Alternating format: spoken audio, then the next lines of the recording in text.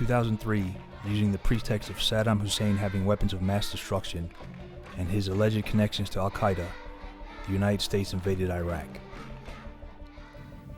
My fellow citizens, at this hour, American and coalition forces are in the early stages of military operations to disarm Iraq, to free its people, and to defend the world from grave danger.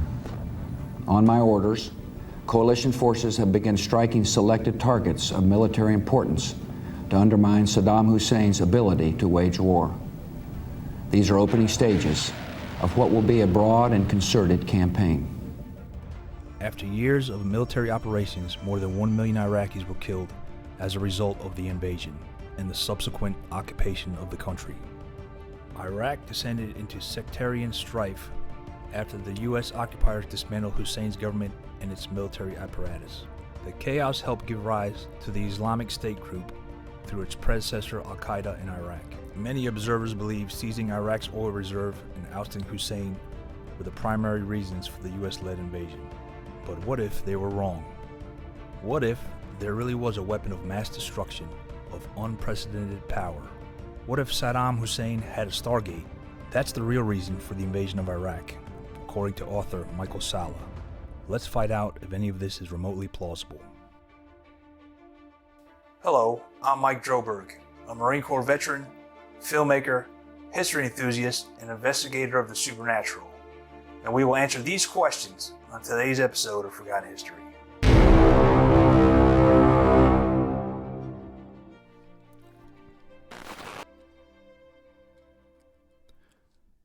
Dr. Salla, an Australian national, obtained his MA in philosophy from the University of Melbourne and then his doctorate in government from the University of Queensland in 1993. After spending 2 years as an associate at the Centre for Middle Eastern and Central Asian Studies in Australia, he joined the faculty of the Department of Political Science at the Australian National University in Canberra as a lecturer. Salla began his Stargate theory by presenting proof of historical extraterrestrial occupation in Iraq.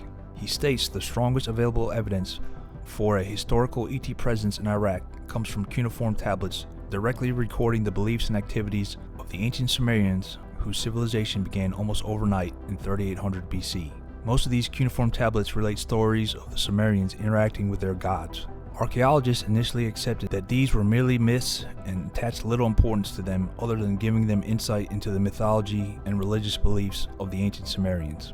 That viewpoint received a major challenge in 1976 when the Sumerian scholar Zecharia Sitchin published the first series of books on his translations of thousands of Sumerian tablets. Rather than treating the stories of the gods as myths that had little empirical relevance, Sitchin interpreted the tablets as literal descriptions of events as they had occurred in the time. Sitchin's translations of the Sumerian cuneiform tablets reveal precise information on a range of topics that he argues could not have been possible for a civilization at the initial stages of its development with no obvious predecessor civilization to borrow from.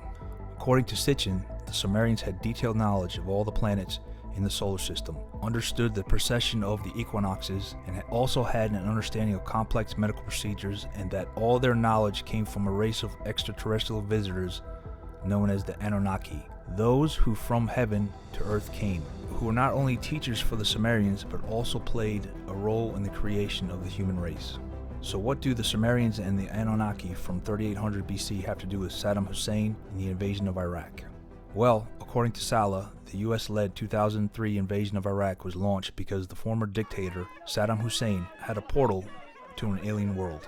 He believes that the United States and its allies invaded the country to take control of Hussein's access to alien weapons through the Stargate. Salla stated, according to the British newspaper, the Daily Star, "I think that was a big part of the reason why the Bush administration went to Iraq, to stop Hussein from revealing this information and to also get control of the Stargate for themselves."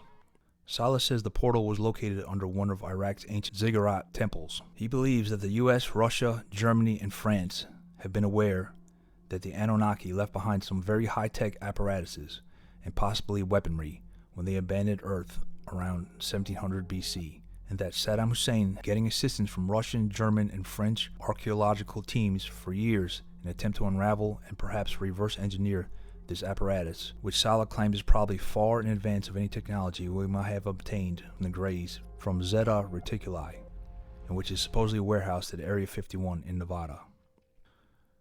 So what is the exact significance of the Stargate, and why did the US want it so badly? According to Salah, on the part of the Hussein regime, control of the Stargate would allow him to activate it and to fulfill prophecy by facilitating the return of the advanced race of ETs, the elite Anunnaki. Saddam Hussein probably imagined that in return for his loyalty to the Anunnaki, he would be rewarded with some position of great global authority. Perhaps he would even see himself as some kind of human savior, facilitating the return of the gods who would solve all of humanity's problem and end the rule of the clandestine government organizations perpetuating non-disclosure of the ET presence. So what proof is there that the Stargate even existed? He notes the powerful diplomatic support given by Germany and France to the Hussein regime in warding off a preemptive military strike. So powerful has been this support that the US Secretary of Defense Donald Rumsfeld disparagingly referred to them as Old Europe in response to a reporter on January 22, 2003. You're thinking of Europe and Germany and France. I don't. I think that's Old Europe. If you look at the entire NATO Europe today, the center of gravity is shifting to the east, and there are a lot of new members. But you're right, Germany has been a problem, and France has been a problem. Rather than backtracking on what was a diplomatic bombshell, the Bush administration has instead continued to go to extraordinary lengths to isolate the German and French positions on Iraq. For example, the administration encouraged the leaders of Spain, Portugal, Italy, the United Kingdom, Hungary, Poland, Denmark, and the Czech Republic to write a letter to the Wall Street Journal on January 30th that said the Iraqi regime and its weapons of mass destruction represent a clear threat to world security. This is indeed some strong evidence against France and Germany. But where is the Stargate now?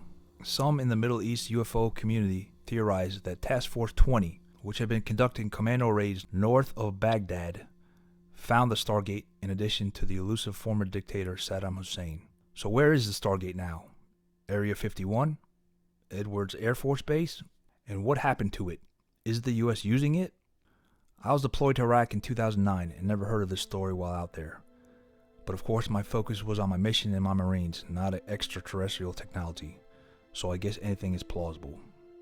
If you have more information for the possible whereabouts of the Stargate, let us know in the comments below.